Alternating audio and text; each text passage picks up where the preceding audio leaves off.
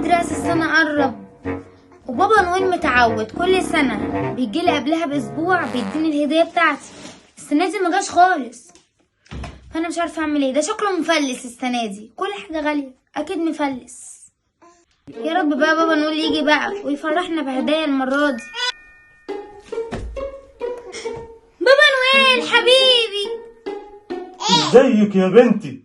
انت فاكراني مش هاجي؟ لا انا لازم اجي وافرحكوا كل سنة. بقولك ايه، نفسك في ايه احققهولك.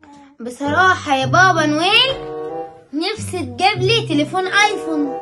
وماله يا حبيبتي، بس لازم تديني تليفونك الاول. ايه ده بجد؟ يعني انت هتاخد تليفوني وتديني بداله ايفون؟ خد يا بابا نويل. ماشي يا حبيبتي، غمضي عينيكي بقى وانا هجيب لك تليفون ايفون 13 برو ماكس. خلاص ماشي يا بابا نويل. السنة دي كل حاجة غالية ومولعة، أول مصلحة نعملها سلام. يا بابا نويل Top of his head. جبت لي الايفون.